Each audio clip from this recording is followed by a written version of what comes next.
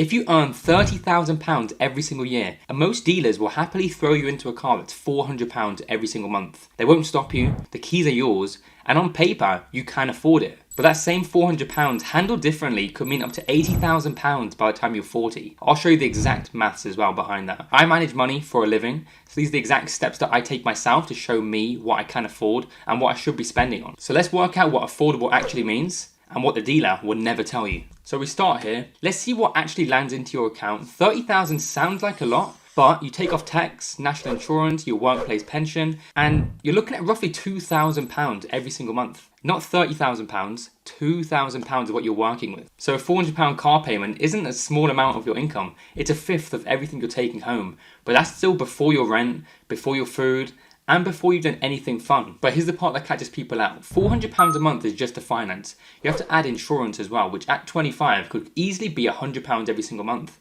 Your fuel, another £120 every single month. Breakdown cover, servicing, tyres, and other things that could go wrong with the car that you don't expect. So now you can see where your £400 a month car turned into a £700 a month car.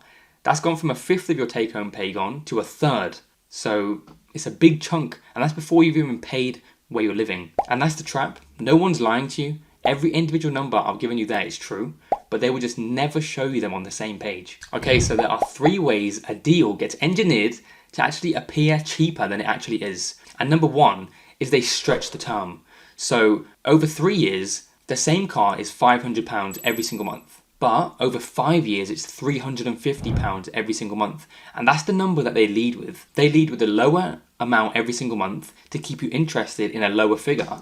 But they don't tell you that you're paying more over time in interest. 2 is the balloon payment. On PCP, a huge chunk of the car's actual price gets pushed right to the very end of the term. So your monthly payments actually look great, they're really low. But at the end of the term, you have a huge bill sitting there if you want to keep the car. And most people don't really have about £9,000 lying around at the end of the term to pay. So what do? You hand the car back and you repeat the cycle. And that's not a coincidence, that's the whole business model to get you to keep paying every single month. Low payments, high interest. Number 3 is the upgrade nudge. You go in, you buy a sensible spec, but the salesperson says for only £20 a month, you get a much nicer one. And £20 feels like nothing, but it's not just £20, it's £20 48 times, plus the interest on top. So that's over £1,000 over that term, just for bigger wheels or a black pack on the car. They're not selling you a car, they're selling you a monthly payment, and that's what you have to remember. So what does affordable actually look like? Well, it's a very simple rule that I use. It's 20, 4, and 10.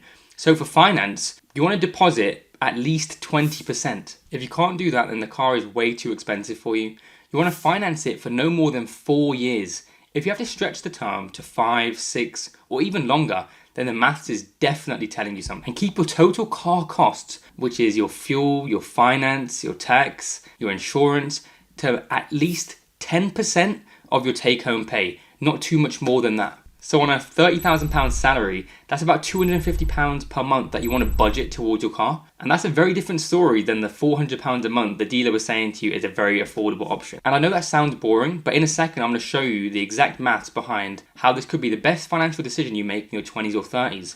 It generally grows like crazy, and until I show you it, you're not going to believe it. So we're going to run 2 versions of the same person, same age, same income, both spend £400 a month. Person 1 takes a £400 a month car, and person 2 takes a £150 per month car and invests the other £250 into a modest global index fund at a steady average 8% annual return. That is it, that is the only difference. But 10 years in, person 2 has about £45,000 invested, whereas person A has a 10-year-old car, or more likely, they've cycled through numerous PCP deals rather than paying the balloon payment, so a lot of money's gone towards interest, and they own nothing, no assets, no investments. 15 years in, person 2 has about £86,000 invested, and they still have their car. And that's all from a modest £250 every single month. If you remember, that's the number I said to you at the start of the video, that you could get to £86,000 by your 40s, even earlier, depending on when you're starting this. It's not hypothetical. This is you deciding now whether you want to be person 1 or person 2. But what gets me is the fact that person 2 doesn't earn any more than person 1. They literally earn the same. They have the same budget. They're the same age. They don't save any harder. They just decided what affordable actually meant to them before going to the dealership, before looking at listings online. They realized themselves what they want to budget, what they want to spend, and what they want to have to invest left over. It's protecting your future self at the end of the day. Otherwise, the easy mistake is the salesman, their job is to sell you a higher priced car or put you on a longer term or charge you more interest. That's their job. If you don't have these budgets in mind, when you go to these places, they're going to upsell you, whether it's £20 a month, £100 a month, they will get there. They will do incremental changes to make you spend more. So practically speaking, I'm 25. If I was on £30,000 and I needed a car for tomorrow, this is exactly what I would do. First, I'd set my budget, all costs included. I'd want to know inside my mind exactly what I want to spend on a car, exactly what I want to have left over in case the worst scenario happened, in case my insurance was a bit too expensive. I want to know exactly how much I can put into my investments. That will be before I even look at a single listing on Auto Trader or go to any dealership, not the other way around. I want to buy a used car as well, because 3 to 5 years old isn't even that old. You can get a car with all the warranties still applied to the vehicle, especially with electric vehicles, with their warranties lasting about 8 years. And the majority of the depreciation has already happened with the first owner, so it's a win-win and thanks to them. So I'd want to pay cash if I could, otherwise I'd do a short hire purchase if necessary, because I want to actually own the car by the end of the term, rather than be handed a big balloon payment, have to give them the car back, and then just be handed a brochure for the next car, because that's how you get stuck in the cycle. You get used to just the simplicity of it. You hand the car back, you go into a new car. You hand the car back, you get a brand new car again.